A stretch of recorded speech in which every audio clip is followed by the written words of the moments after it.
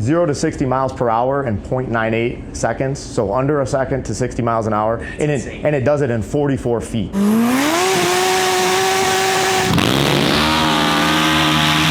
That was a peak of 3.4 G at 57 feet.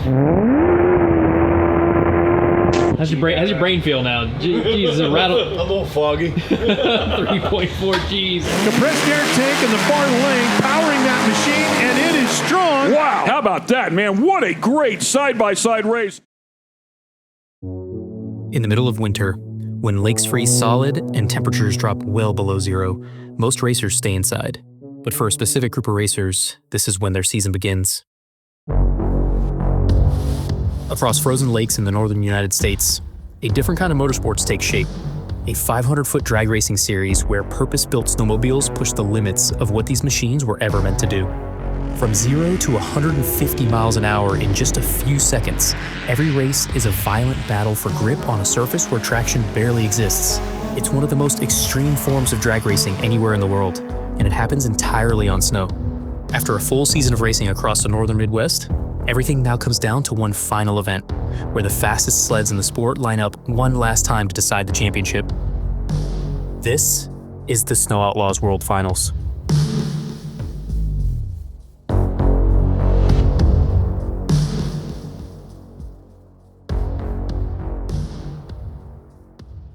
What's up, guys? Javier from That Racing Channel. Welcome back to another episode. We are back with the Snow Outlaws, the world's fastest sleds. World's fastest snowmobiles are out here on this property. This year, we're in Three Lakes, Wisconsin. It's about 10 degrees right now. We got a ton of snow. The current conditions are prime for some records to fall this weekend. Jenny and Chad from Snow Outlaws have been prepping this surface for the past week. Huge shout out to our Snow Outlaws family for putting on this event and having us back out here. It's been 3 years since we've been out, and it's absolutely insane to see how far this sport has come since last time we were out here. We are so freaking excited to take you behind the scenes and show you the Snow Outlaws. Let's get into it. All right, guys, so the drivers' meeting just finished here. We're about to get into some racing. So today it's gonna be some qualifying runs for all the classes. So the Outlaw sleds are right here. Everybody's pulling them out, gonna get them warmed up before the race starts here. We're gonna go ahead and walk through the pits. We're gonna show you guys the Outlaw, the contenders that are gonna battle it out at the finals here at Three Lakes. It's gonna be epic.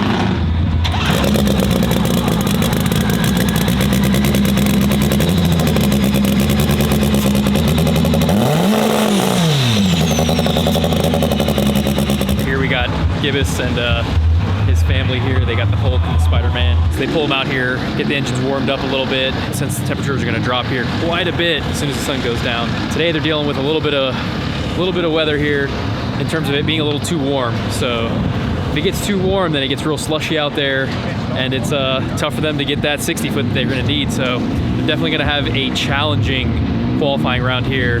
But tomorrow it's supposed to be super cold.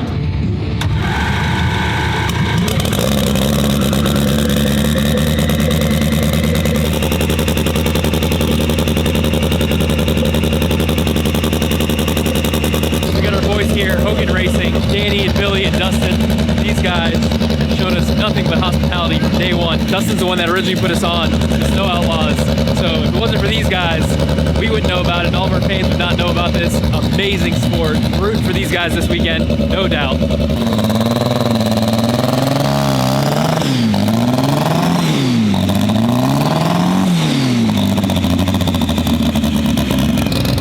What's up, dude? You on this thing with Wi-Fi? With Wi-Fi. Yeah. That's super sick, man. We got Nick from Haltech here on the keys. You can see here they have these aluminum spikes here with titanium hardware. Each one of those things costs about 20 bucks each, and there's about 200 of them.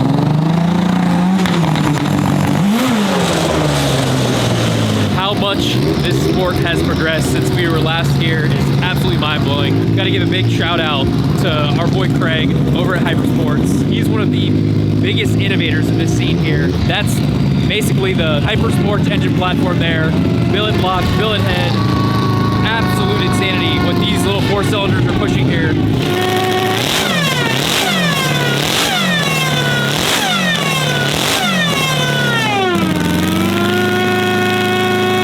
How do those ears feel there, man? Huh? What? If I could see you, I'd tell you how my ears feel. And if my ears can see, they tell you how my eyes burn. Feel it in there. We got a familiar face out here. Aaron, there's no vipers out here, dude. There's no vipers out here. It's missing a whole bunch of holes. It's good to see a familiar face out here. We are gonna catch up with Aaron. He's out here tuning this monster sled here, and we're gonna have some fun this weekend. 18 pounds of boost, just racking it. Felt it in my brain. Yeah, right? So owner and driver of this sled, Daryl from the IHRA, so awesome to see him out here, not only funding this thing, but racing it too. Absolute badass.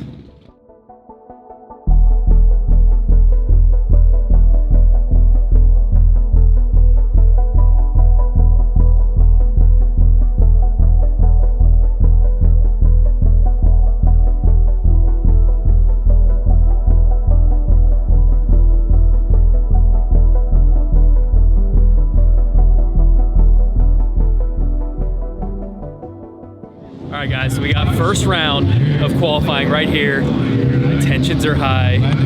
These guys are locked in the zone. Man, what an awesome energy out here. I got to give a big shout out to Daryl and the guys at the IHRA. They have definitely helped take this whole production to another level.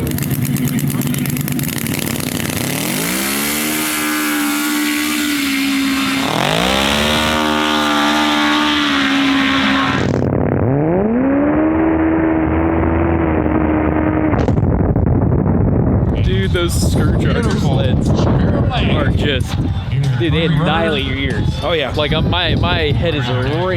Loud, even from over here. Dude, Yeah. And then the rooster back there. Wow. so badass. 3 Lakes, Wisconsin, and we ran into our boy Aaron from Entmoto. It's so good to see you, man. Likewise, yeah. It's fun to see you guys out here too. This is a really cool thing. What do you got? What are you working with today? You're working some magic on something that is not the usual from what we'd see you with. So Yeah, not the usual. This is a Hypersports build HRC4 combination. We got brought in to kind of polish and change and adjust and make it a little bit out of the box, a little different Motec ECU system, wiring harness, kind of different fuel arrangement than normal. And we've had a really long running relationship with Daryl. He brought us in to kind of get involved in some fun snowmobile stuff. So that's one thing I haven't heard out of all the events we've been to with Snow Outlaws is a Motec. So that's super cool. Yeah. It's neat. There's a challenge to that because there's nothing or anyone to reference to. So you're very clean slate. But it's what we're familiar with. It's obviously very, very good hardware and gives us the control capacity that we're looking for to try to get a leg up if we can. How much power do you think these things, like a setup like this is putting out? And then like what are some of the best times that you're seeing so far? I mean, obviously it being new, how did yesterday go and things like that? Yeah. So it's they definitely make over 1,000 when you crank on them. That's not difficult almost, it seems, at this point. And then what we're doing out here so far is progressing up on runs. Like so far we've clicked off at 2.8, 2.9 seconds. What that's looking like is that we're going to be in a good place with the field. I mean, you got to run fast out here, 500 feet. I don't know what low qualifying ET was, but I mean, you got to at least be in the 360s, kind of thing to be playing ball. 500 feet, not 8th mile for people's reference. But still, like if you extrapolate that out, these things are basically 3-second, 8th mile machines on snow. Like that's kind of mind numbing to think about. I haven't been 3s in the 8th, like I want to, but that's kind of a really cool thing about it. We got a little screw blower here. Yep. Yeah. Oh man, it's so wild. This thing rattled my brain just when you guys started it. Yeah, definitely. Yeah, I mean, you get that nitro in there, and it's pretty radical sounding. I can't remember the displacement of the blower offhand right now, but anywhere from 30 to 50, low 50 psi if we need it, kind of thing. We're not there yet. Yeah. This thing is fresh. It's all new. Your first time out with it, right? Yeah, it was. Yeah, I mean, we were like 3 passes into seeing what we can do with it. So the data acquisition on the last run was really great. We've got some super cool sensors on this thing to learn a lot about it, so then we can kind of start to build up a good library to reference and figure out what it's going to take to make it run at the front of the pack. it's incredible, the R&D and how far this has progressed since last we've been here. Yeah. You know, everybody's on cast stuff last time we were here. Yeah, definitely. And the Hypersports guys have been great to work with on it. I think it's been really cool and symbiotic. Like, the relationship's gone well, that we've been able to kind of give them a fresh set of eyes on it that haven't seen some of this stuff. And that's worked well for both of us. We've been tinkering with some of the motor stuff, making some changes and adjustments, and that's then relayed over to them, and they've kind of, you know, given some insight of that's worked well for them too. So it's been really cool. We're appreciative that they've trusted us to get deep into these kind of thing. And I heard you guys got a little trick with the dyno setup, and somehow strapped this thing to your main line, your hub dyno.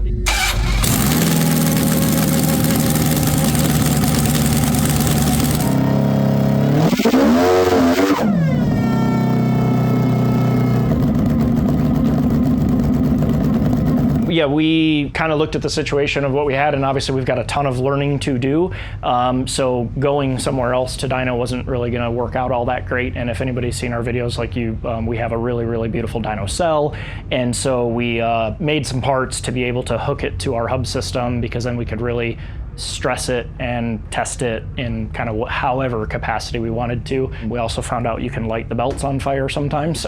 So we learned a lot, and it was good to get the development train going fast, because there's a lot going on here. I mean, I get it, it's not a car, but like it is a race vehicle on par with most any high-level motorsports thing or above. Like there's just a lot going on. That's pretty easy to understand when you start to poke your head around them and see all the complexity of the systems and the sheer size of everything that's on it. So it's pretty neat.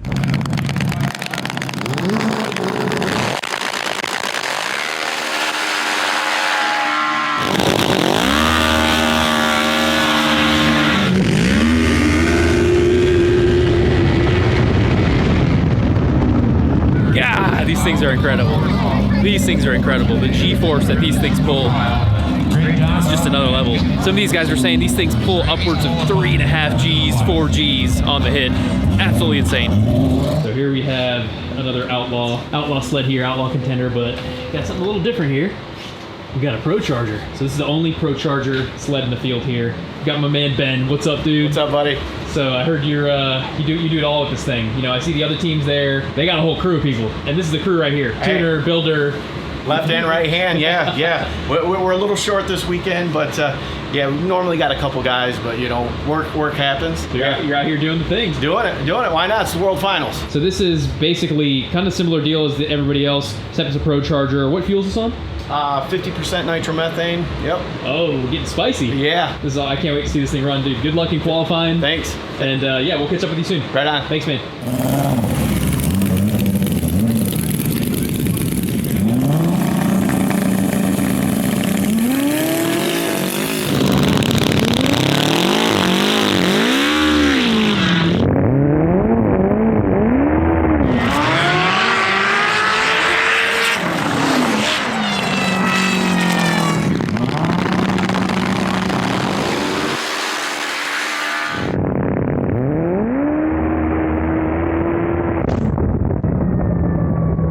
You guys have a secret weapon. We do have a secret weapon.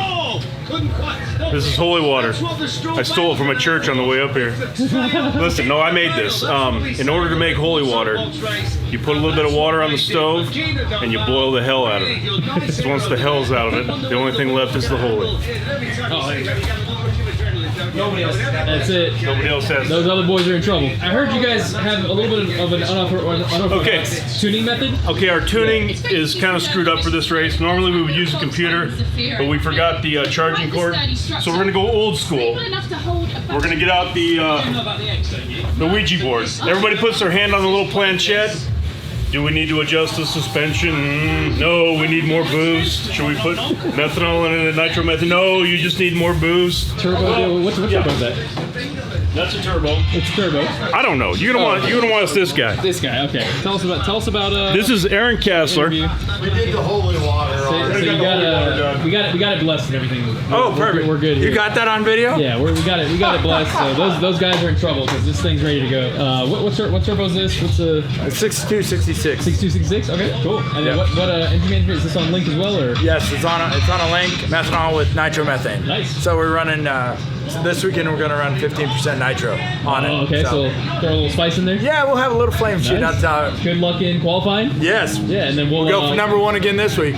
Okay. Right? Hell yeah. Got number one at 354 last 3 with a 54 and try to repeat that process. Heck yeah, man.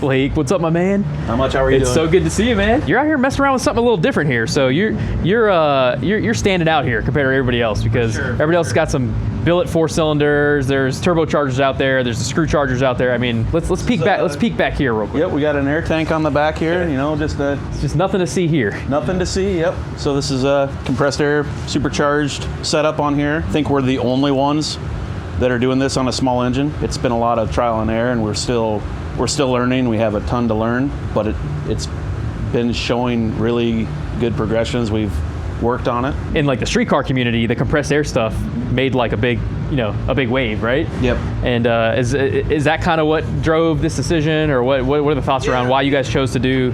You know, if you think about something like this, trying to make more power. If you do a larger turbocharger, you got to have an engine to drive it. If you do a larger blower, you have to have a bigger engine to drive it. It's all parasitic loss, where this is all free horsepower. I feel like this has a bigger advantage on a small engine like this than it does on a car world. You know, in a car, you can always build a bigger engine, you can get a bigger blower, and you're kind of limited on what you can do with these. So the control you have with this, I feel like it's really easy on hard parts in the engine, at least. It's been an amazing system. Little baby 2-cylinder here, dude. Look at this. It's tiny. It's tiny. So it's crazy that you're able to compete and run against the rest of the field with billet long block 4-cylinders. You are this engine that's probably just a hair bigger than my hand here. Super wild. So for those watching and might not know what the compressed air setup is, if you can just explain how that works. We have high pressure in the tank back here. Comes up through a series of regulators. We have this ejector here. So when it's normally running, you're just pulling atmosphere air through the filter. We put it on the 2-step. This closes, and then you're strictly running off the bottle. And when you go from high pressure to low pressure, you get that cooling effect. So we get really nice cold intake air temperatures with this. So you're basically just cramming a bunch of air into it. Yep, and we have more air. We think we really don't know. We can't ask anybody. What did you do on your compressed air 2-cylinder? So we're learning still, but we think there's more to go. It's just see what happens. That's awesome. You got your horsepower here? Yep, horsepower in a bottle. All the horsepower in a bottle here. Let's go back here, check this out. This thing looks sick. You got quite the missile here, man. Yeah, thank you. Well, these guys up here own the sled, and very thankful for them bringing me on to work on this project, because it's been like nothing else. And these guys have put in a ton of work. I mean, this sled is in their shop. It doesn't go anywhere else to get worked on. They do all the work on it, and they put in a lot of hours on this thing, and they've done an amazing job. And I'm thankful to be able to be a part of it and help out where I can. But it's been pretty cool. Hell yeah! Honestly, this is going to be one of my favorites to watch. It's so cool. I love seeing people do things that are just out of the box. Like it's not what everybody else is doing. So to get an idea, with that compressed air setup, how much horsepower do you think this 2-cylinder is making? Good 20 or 30 horsepower. At least, for sure.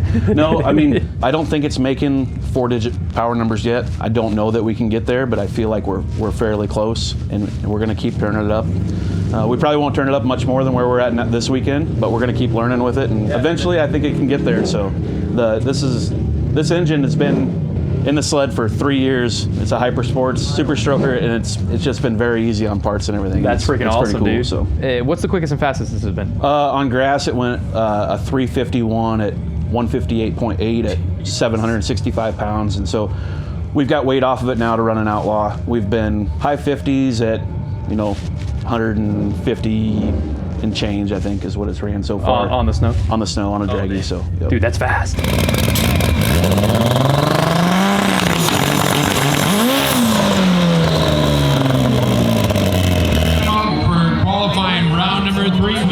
guys come out with a poking stick to try to find the hardest part of the starting line so they can cut a good 60 foot. So they can line up anywhere from this line here all the way over there. You see some of them will line up in the corner here, but they can decide anywhere they want to be. And that can make a really big difference on how these things take off.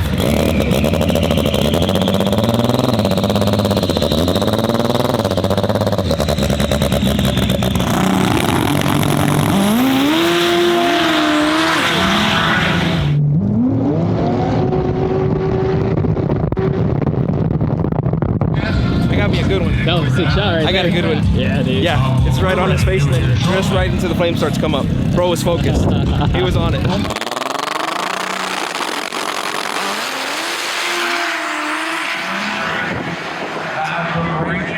Dustin, my man. Man, how's so it good going? to see you, dude. Good to see you. So we're back here, 2026, baby. I'm seeing a lot of billet here now, man. Oh yeah. So this is a new Hypersports Gen 2 chassis build and HRC4 engine. So it's basically an inline 4-cylinder, loosely based off Hayabusa stuff. So, but now it's all full billet everything. So billet head, top fuel sleeves, fire rings, copper gasket, billet bottom end. It still runs CVT clutching, so it's just like your stock snowmobile that you'd ride down the trail. You know, this thing probably on full boogie, we're probably right around 1,100 horsepower with it this year. So we're getting there, and it's all about the track conditions though when you can actually use it. You know, so that's the biggest thing with the turbo package is we got a lot of steam up top. It's just getting it down to the track. You know, it's funny because you say 1,100 horsepower, and it looks to be quite a bit of a smaller turbo than you had before. So I know last time we saw this thing, it had like a 72 on it or something. Yeah, you know, so 72 big power, Yeah. and now it's interesting to see the shift to the smaller turbocharger. Yeah. I imagine for the short track. Yes. Well, and the thing, so we've been working with precision and stuff, so we have a little bit of secret sauce going on in there. So we've been able to get a little more out of less, you know, with that. So you got the old secret sauce here. Yeah, this looks like a smaller frame deal, like a 62 or something. Yeah, or? it's all next gen stuff. So yeah, it's kind of you know, we worked together and said, hey, we needed to do this, and this, and they said, give this a try. So far we've been super happy with all this. So yeah, I saw some videos pre-race, and this thing is a spaceship. I mean, it was always fast, but it looked really fast. Yeah, no, this year it's really, the package has come together. We finally are getting everybody in the lane, and you know, we're checking the boxes. So it's finally producing what we know it would do. It just, you know, sometimes it's harder, it's easier said than done. You know what I mean? Just out of curiosity, what's the quickest that you guys have ever been on this? And then how did you guys do in qualifying yesterday? So we've been like in like previous races, I think we've been 3:51 as our best time at around 158 miles an hour. Last night, a little bit trickier track conditions, so we had a bad short time, and it was like a 126, 60 foot, I believe. But we still went 155 out the back, 379. So I think we were top mile an hour last night. 379. Yeah, dude, that's still flying. Oh yeah, so that's insane. I think from number 1 to number 4, it was 371 to 379. So it was a pretty tight field at the top. And that was 60 foot of, you said 127? Yeah, 126. I think 127. 126. Yeah. You've been pretty far down. Yeah, I think my best in this combination has been 104, 60 foot, and you know, and it's all just on the track conditions. You know, so if we can get on a good bulletproof track that's right and the air is right, the thing will go. You were showing me some draggy slips yesterday. And it was like insane 60 foot. The 0 to 60 was like, what was the 0 to 60? So 0 to 60 miles per hour in 0.98 seconds. So under a second to 60 miles an hour, and it does it in 44 feet. That's the most impressive part. So literally not even. So when we go through the 60 foot timer, we're usually somewhere in that 72 to 75 mile an hour range when we're on a run, and we've been like 271, I believe, to the 330 before. So it's right there. That's mind blowing, bro. Yeah. In terms of fuel system, you guys are on methanol. Yep, we're on methanol M1, just straight methanol this year. Man, it's so cool to see Craig and the guys at Hypersports developing this platform so much. And I mean, obviously, like the billet head is something that's super interesting. Yeah, there's not a lot of I mean, you look at like Hondas and the street car stuff that we do. I mean, there's not a lot of guys running billet heads. You know, not so at all. like And that's huge. That's a so huge thing. Freaking cool. I imagine the R&D that goes into that. Oh, it's been 2-3 year process for those guys, and they've just been really killing it. In the earlier videos you saw, we were having some trouble keeping the head on the thing. We'd blow it up, we'd torch it out, it'd do dumb things, and we were kind of capped at that power level. So this was really the next logical step to get over that hump and to it and since then it's been a very, very nice piece. Between rounds, you guys are literally scrambling. You guys get probably 45 minutes, Yeah, right? yeah, by the time the sled gets back from the end of the track and we get it in and everybody, we got about 30, 45 minutes to really, you know, get on the routine. And this thing, you know,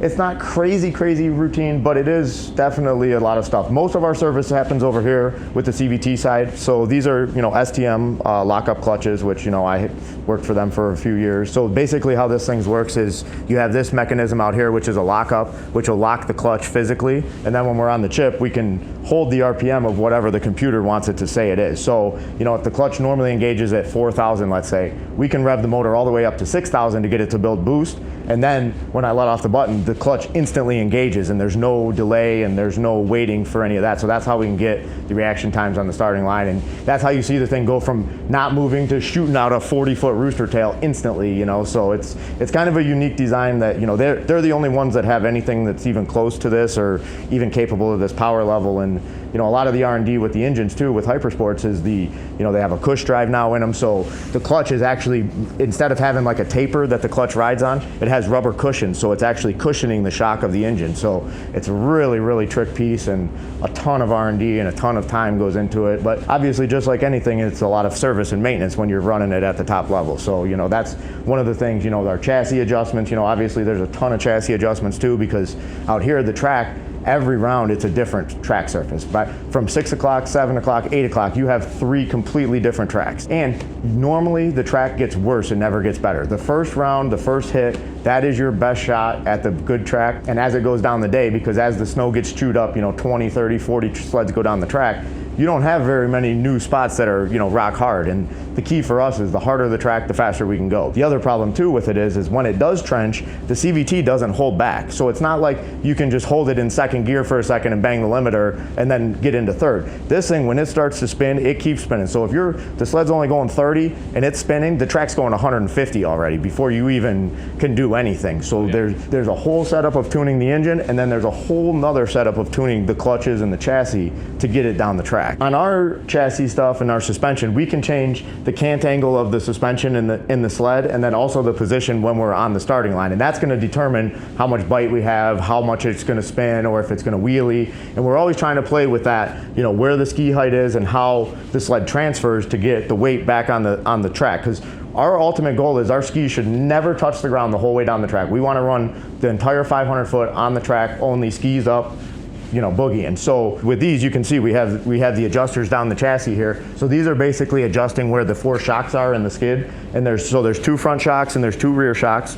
And then, you know, we have a lot of holes in the suspension also. So, and this suspension has a long arm with a wishbone. They call it a hyperlink. Basically what it does is it makes the suspension so it can separate. So as the rear end, you know, compresses, it's going to separate the front end and allow it to push down because it has 2 converging radiuses on it. So it's a very, very trick setup. It's kind of similar, you could say, to like a radial setup on a car, you know, that separates where it lifts the back end up as you go down. So it's doing that same thing, but in reverse, because instead of lifting our back end up, we want to lift our front end up. So it's kind of take all of that and flip it on its head. And then, you know, so, and you can see too, you know, we have highly adjustable shocks. You know, there's a lot of different things that we play with. Stud patterns are huge to get the actual traction on the ground. Oh, wow. So the pattern of those aluminum studs you were showing us earlier. Yeah, we call them snow sharks. Yeah. So the pattern of those. Absolutely, it's a huge deal. Yeah, because you want to look, when you look down the track, you want to be able to clear out the entire width of the snow of the track, because if you leave any spots where there's snow, you're leaving traction. So we strategically place all the studs down the track so that they're always grabbing snow in a perfect line ahead of each other. Dude, that's wild. There is so much that goes into tuning these things. Oh, absolutely. Yep. Thank you so much for the rundown. It's so freaking good to see you guys. Absolutely. Yeah, I'm sure we'll see you around in the compound and everything, and we're so glad to have everyone out here. We're so thankful that we can do all this and, you know, help everybody and host the race and do all that. It's, you know, Snow Outlaws, Chad and Jenny they're just awesome people, and we thank them so much for everything, giving us the opportunity to race, because this is the premier snow racing in the country, in the world, I feel. So absolutely, it's awesome. Man.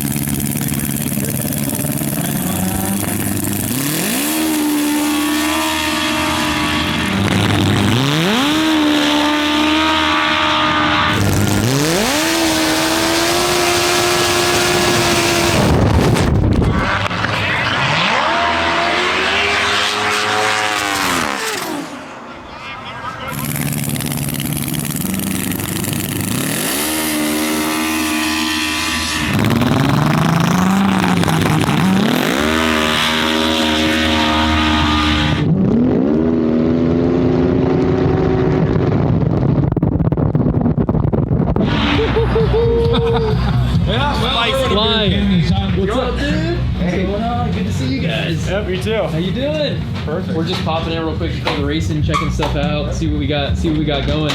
Last time we were out here, you guys won the thing. Were you turbocharged before? Yeah, it was. Yeah. Okay. Yep. So when you were out, yeah, I was turbocharged at that time. Okay. We just switched this over to. It was last year. Was the first year out on the supercharged nitro. Yeah, we're still learning a little bit, but we're getting there.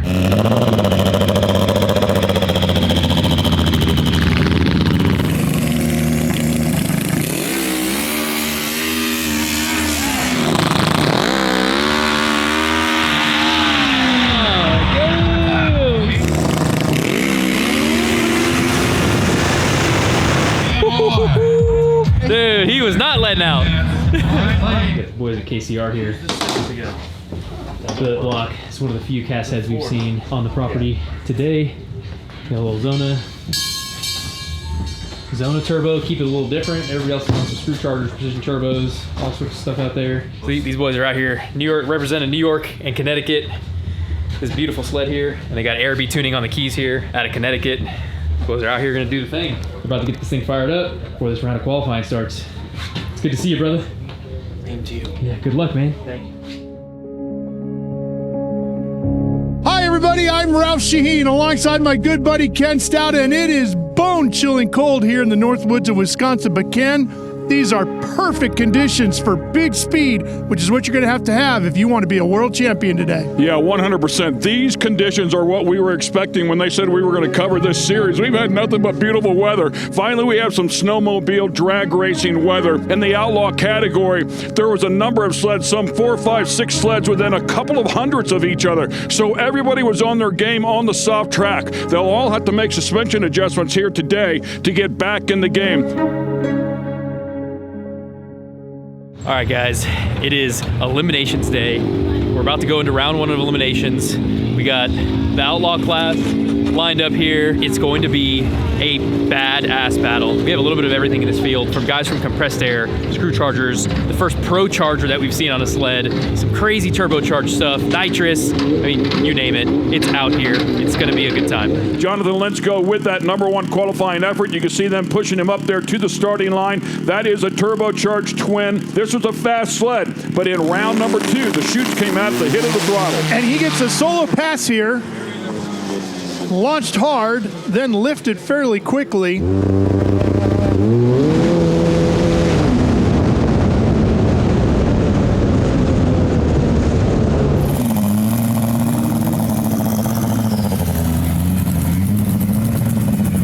Trawler near lane on the machine known as Fallout out of Allegan, Michigan. Up against the Mamba in the far lane. Here we go. Trawler picking the front up.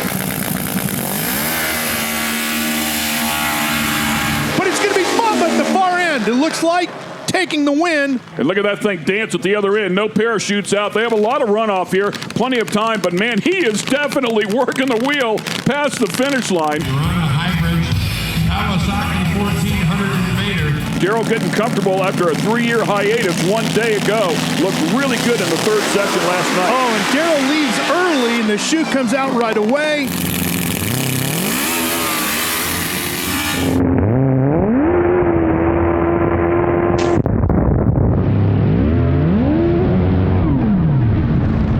And now I'm really curious. Watch this again, Ken. Watch the light there. Take a look at both competitors. They both signal they're ready to go.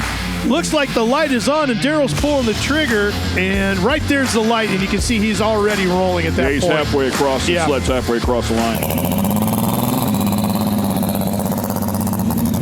Here's Jagger Ashley on the Mustakas Racing entry out of Poughkeepsie, New York, and he's going up in the far lane against the 1.5 entry of Hogan Racing, and in the saddle is R. Dustin. Oh, yeah, baby!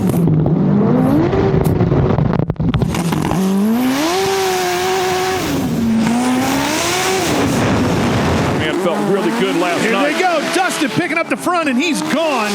And Dustin's going to trailer Jagger Ashley. Mike Sweeney Jr. coming out on El Jefe, which put down some of the most consistent runs of the day yesterday here. Going up against this machine right here, Kelly Schultz out of Bloomer, Wisconsin on Hulk.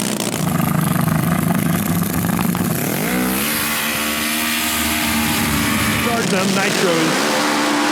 The Hulk and El Jefe picked up the front, but it looks like the Hulk might have got him at the far end. Yeah, Sweeney riding that thing, but almost identical to what we saw there with R. Dustin. I think he had to get out of the throttle to keep that thing in his lane. That opened up the door for Kelly Schultz to drive by. Nice pass. Spider-Man, Alec Gibbous out of Lake Geneva, Wisconsin. Far lane is Tyson Anderson out of Estherville, Iowa. And this is a compressed air system snowmobile. This thing is wild.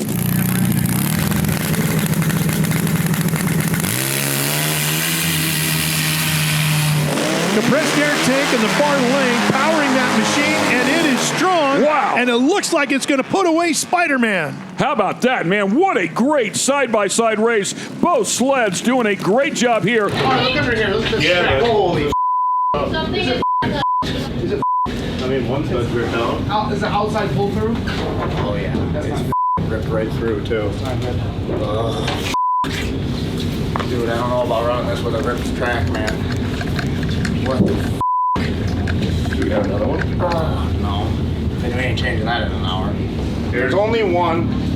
I'm going to be okay, but any more than one, I'm not okay with. All right, so pretty intense here at the Hogan camp. They made it to the next round. That was a badass pass, but it looks like they had some damage to their track. Does it look like just that one, Dustin? Yeah, I only see one right now, but we're gonna need to roll the track around. Yeah, see, that's the problem, is it rips right through. Right through. Yeah. Track is bulletproof right now. We did this 104 on the 60 foot. Yeah, it just it planted my ass hard, kicked me right out. I was like, hell yeah, here we go. This is what I was waiting for. Yeah, no kidding. There's no way I would have got it that far without those. Yeah, I know, yeah. It's true. Dude, when it came back in, it was so violent when it came back on, because I wasn't sure where he was, so I was like, I gotta get back in it. Yeah, raced it. What do you want to do? it still went 380 with a big fat title. 126. Oh, is that 380? Yeah. So we're gonna let these boys tear into it, see if they can get it fixed up to be able to get on to the next round. They got about 30 minutes. All right, guys, so we got round 2 of Eliminations for Outlaw class coming up here. Round 1 was absolutely insane. We still have a thick field of some badass Outlaw sleds here. How'd that last pass go for you guys? Awesome. Yeah. Fastest snow pass that we've had. Nice, dude. Yep. Congrats, man. Who you guys going up against this round? We got Jonathan Lenskow, first round.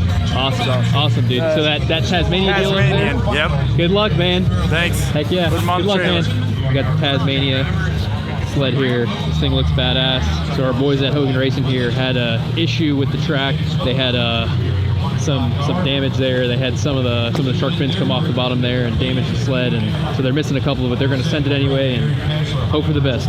We got Eagle 1 here. He's been crushing it so far this weekend. Last time we were out here, Eagle 1 took the win at the finals 3 years ago, so this is definitely one of the guys to look out for.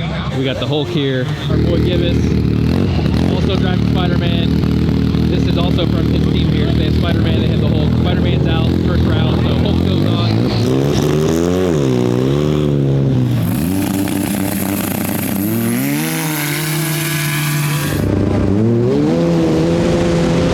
And Earhart, ready to go in round 2.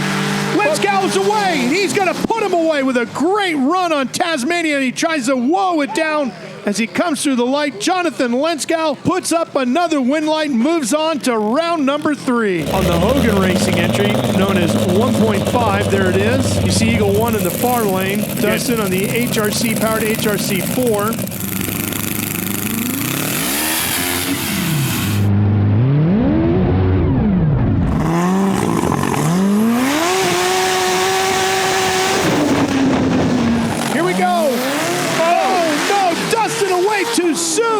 And Eagle 1 is going on. Our boy Dustin, Hogan Racing, looks like he red lit, so he's out of it. It's like Eagle 1 maybe had an issue there, but I think he goes on because Dustin red lit.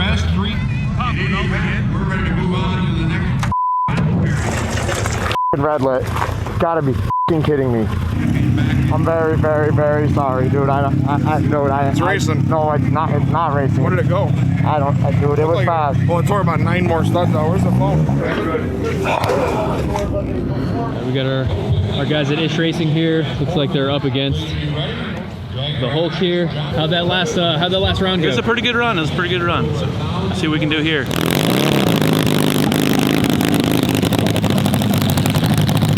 The Hulk, the supercharged sled there from the Gibbous camp. Yep. And in the near lane, the compressed air machine, as our jib camera moves over, you can see that compressed air bottle right behind Tyson.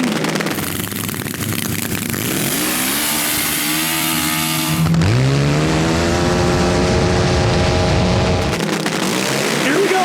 The compressed air machine is away first, and he's going to put the Hulk away as the chutes pop out. All right, boys. That's it for round 2. Next round to the semis. Let's catch up with the rest of the competitors, see who's still in, and get the rundown. So it looks like Eagle 1 is scrambling. So they're going to rush, get it back in the trailer, get it prepped for next round. You guys still in this thing? Yeah, we're still in. Luck is on our side. Yes, dude. It must be the Irish. Did you guys have an issue or you just let out? No, I blew the belt. Oh, blew the belt. Okay. Again. So now it's a scramble to Yeah, last make time next round. we pretty much rebuilt the whole clutch, put brand new rolls in it. Fucking looking great. The track is biting for sure. So these guys got a scramble. They got probably 30-40 minutes to next round. We'll let them do their thing. Good luck, guys. No, I don't want my hands on OnlyFans, right? I mean, dude, how else are we gonna make money? Yeah, let's show the ones that are like twisted and bent. Did y'all replace any of those? No, they just tore right out of the track. And so you run it just even without? Well, that last pass we kind of were very questionable because when it does tear out of the track, it breaks the bands. So that last pass, then we ripped about 8 more out. So it's probably a good thing that we went red and we didn't have to make another pass on it because that probably is not safe anymore. So you guys lost a couple studs? Yeah, just a couple. How'd that run go? Felt really good. I think we're finally on the right track with some of our tuning. Turned it up a little bit today. It was moving, dude. Yeah, we had some mile an hour out the back. That was one of our. It actually was our best pass on snow so far. No way. Yeah. What was the time on that one? That was 50-52 on that one. 352. Yeah, 352 at 156 mile an hour. That is So, moving. Yeah. Wow. Yep. Congratulations, man. Thank you. So now it's off to what, the semis now, or? Yep. So we actually have a bye in the semis, so we got to buy into the final. Oh, dude. So you're in the finals, baby. The bracket worked out in our favor this time. Let's go, yeah. dude. Hell yeah. Yep. That's awesome, Yeah, we're man. pretty pumped. Hell yeah. So a little bit of maintenance between rounds. Yep. Yeah, just going over everything. Go through our belt program like normal. Fix some studs here. The track is almost a dead hook today, so it's brutal. Putting this kind of power down, it's a little bit hard on things, but it's going really well.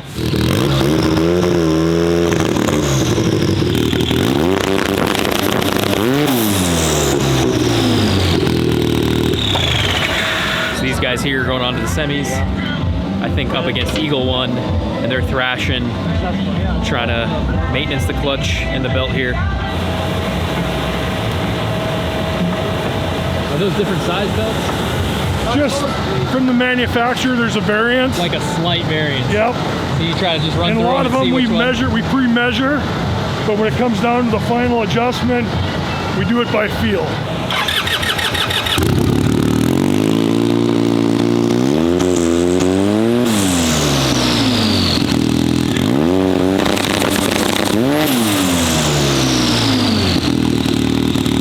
Hey. So you guys got through a couple of hits there. Yeah.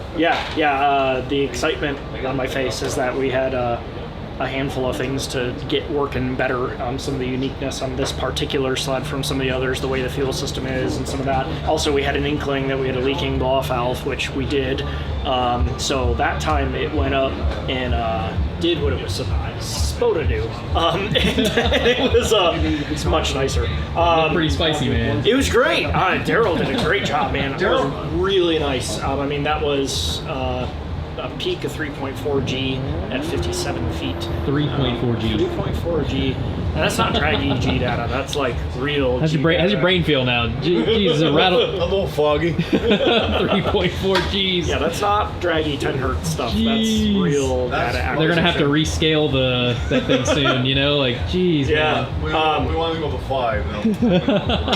No, it was really good, and we got a tremendous amount of good data off of it to learn from for next season. It's just really exciting. It's a lot of things came together on that, and we had a really great surface to try some stuff out.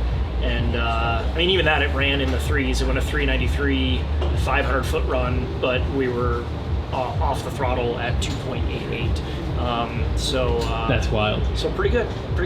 Don't know what that means, but it's good. That's fast. Really excited about the progression. So good first outing. Yeah, the team did a killer job. Everybody had a really, I mean, there's a lot of hands on deck to do this stuff. I think everybody's kind of telling the same story. Like it's a lot of work to make these things do what they do at this level, and a lot of cooperation, a lot of help, and it really showed some pretty strong potential today.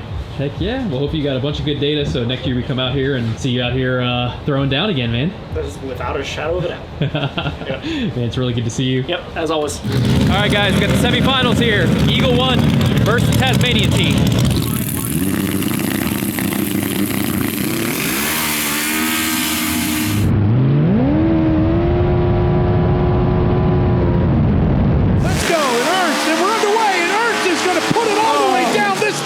A beautiful run out of Eagle 1. That's what we expected. Unfortunately, a terrible run for Lensko as something goes wrong on Tasmania. And Ernst puts one down, and he's going to be a factor in the final.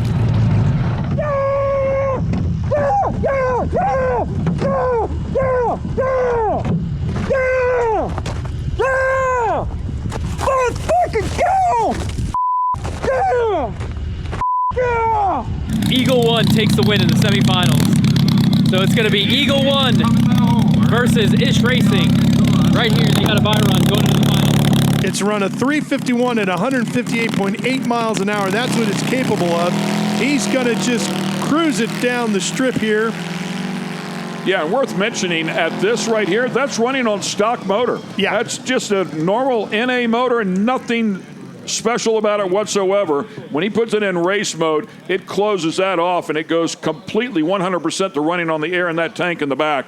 Dude, what's up, my man? What's going on? It's buddy? good to How see you you, doing? dude. Nice to see you too. It's been a couple of years since we've been out here having fun with the Snow Outlaws. So now I know last time you were on a turbo sled. Last time we saw you, I think, right? I was on a turbo sled last time you guys came here. And now you got a couple. So you got this twin screw charged here, and then you got a turbo one that you were riding here. So we got Spider-Man and Hulk. Give us a rundown on how the weekend went. So qualifying kind of started off a little rough. We were dropping cylinder 4. We couldn't really figure it out. We thought it was a coil or one of the spark plugs that was just acting up. It ended up being the ignition box, so we didn't figure that out until last night late after qualifying was done. So it's an unfortunate thing, and we came out first round swinging. I mean, sled made a good pass. We did a 360. Obviously not where we want to be, not the fastest I've been, but we're happy that it actually came back around, you know, needless to say in the end. So what's the quickest and fastest this has been?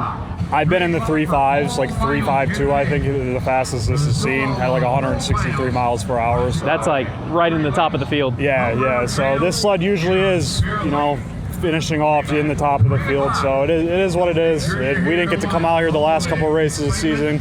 Work just kind of tied up and we didn't get to get out here, but for coming out for the one race, we're pretty happy with it. Yeah, absolutely, man. This thing did pretty good today. Yeah, so the twin screw blower, last night, the sled just kept shutting off for our other driver, Kelly. He said when he got to the shutdown, when he was off the throttle, everything, the sled just completely shut off. We were trying to figure out what the issue was, and we were looking at the tune, trying to see if we get fuel pressure. There was no fuel pressure, so we went to, there's a little gear that's inside the mechanical pump, and the gear was just shredded. Once it lost the one tooth and we went for that second run, it just shredded the whole entire gear. So it is what it is, but we got it back together. The guys were up till 2 in the morning and they did a good job. And like I said, it is what it is. We come out here, you know, one race and be able to lay down the power and get the sleds going, at least where we're happy to close it up for the weekend, and we're good. Man, it's awesome to see you guys out here running again, and we will definitely see you guys in the next one. Yep, it's nice to see you too, buddy. Thanks, man. Yep, thank you. What's going on, boys? It's working. Yeah. So, on to the finals. On to the finals. Yes, dude. What are you feeling going into finals here against Eagle 1? Eagle 1. Eagle's always a little intimidating. It's a fast sled, but I think we're gonna give it most of it this time and see if we can pull it off. You share with you know, how much kind of manifold pressure you guys are running, or is that on the deal? Yeah, so it's pretty similar to what we had run in the past on some turbo setup stuff, but that actual number we might keep that kind of close to home. Yeah, a little bit of the sauce. Okay. For now, cool, anyway. Cool. So this thing ready to go? You guys any issues, or just the basic maintenance between? Just general maintenance. Take some precautions and go over everything. Hopefully we cover all our bases, I guess. Heck yeah, dude, this thing has been running consistent, flawless, like super impressive, guys. Thank you. Yep. We got Eagle 1 in the finals here. The boys are cranking. What's up, Glenn? Hey. Good to see you, man. Got the mad scientists out here, still tinkering with these things, making these things go fast, huh? Yeah, solving problems or trying to. Yeah. Trying to avoid problems. For sure. Managed to do that. What's the quickest you guys have been now on the new setup, Screw Charger? That was the absolute quickest we've been with anything, actually. Just now, that last Just now. pass. Yeah. And what was that? 343. That's flying. I think that's the first 3-4 anything I've heard this weekend. 161 mile an hour. Do you know what the record is? 163.75, I think, mile an hour, and a 335 for ET. So you're knocking on that ET. Yeah, we're right there. That's freaking awesome, guys. Black piece came off the rod. The rod is out of twin screw. Oh boy. Setup here. So badass. So we need to get. So you replace those every round? No, 2 rounds, 3 at the most. I like to go on them. They take some abuse. Makes it a lot easier on the belt. We're gonna let these boys do their thing. Get ready for these finals. Good luck, my man. Thank you. Here we go. It's going to be Dominic Ernst and Eagle 1 in the far lane up against Tyson Anderson in the near lane. Completely different combinations between the two. One on nitro, one on gas, one of them with a supercharger, one with a can of air. When you take a look at Tyson, he's coming off of a win at St. Germain, but Dominic Ernst and the gang, they just put together their best run of the past 2 weekends. Got the number in just a couple of moments ago. Put a 343 at 161 on the board in that last round. He has a rocket ship there, and it's ready to go.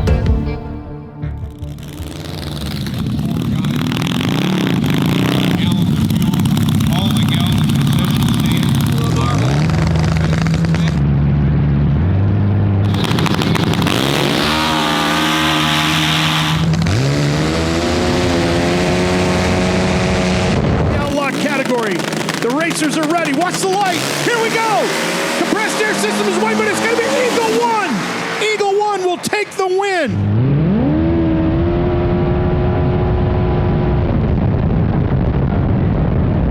And they get to the far end, the left lane. Dominic Ernst out of Clinton, Iowa. Dominic, Eagle 1 takes the win. Snow Outlaws 2026 finals.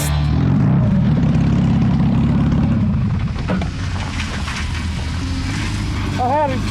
You got me, buddy. Good race. Good job, man. Fuck yeah. Hell of a race, brother. Thank you. Appreciate it. How was that? Was that? It's always fun, especially in a final when it's a good, clean race. You know, we didn't get the win, but maybe next time. You guys gave it your all. We're 1 for 1 now. You know, 1-1 with us and Dominic. So I'm sure we'll meet up again. You guys came out swinging for sure, dude. Yeah, we did. We didn't leave a whole lot on the table that last run, but we'll see what the computer says. How close was that race? Could you even tell from where you were, from your perspective there? He had me pretty good on the big end. Yeah. That sled rolls pretty hard. Yeah, it does. He had just told us the previous pass was his personal best, 3-4x something. Yeah, one of my guys just said he ran a 37 that run, so it was smoking. Yeah. That's wild. Yeah. That might be a record or something. Or it's got to be close. Put up a hell of a fight, man. Yeah, dude, thank you. Thanks for coming. Dude, hell of a run. 337, I heard? Yeah. Is that like the fastest? Is that a record? Or? In recent times with the 159 tracks, the record's a 335 from a few years back with the 174s. The Grinch actually did that. Wow. Dude, that's incredible. I'm pretty happy with that. Yeah, I know you're happy, man. You guys were fighting a couple little, bugs there. Yeah, a lot of luck involved getting far enough long to do this. So. Yeah, man, and then it all came together, man. Yeah. Dude, congratulations, man. Thank you. Yep. Dominic, I know it. Congratulations, brother. Thank you. That looked like a hell of a pass. Yeah, 337, 161, 104, 60 foot. Yeah, that's close to a record, isn't it? 2,000ths off of it. 2,000. That's wild. Yeah. And what mile an hour was that? 161. Damn. Yep. Is that might be one of the highest mile an hours I've seen this weekend? Yep. That was I don't know the last couple digits, but it was right there with our other run, the third run.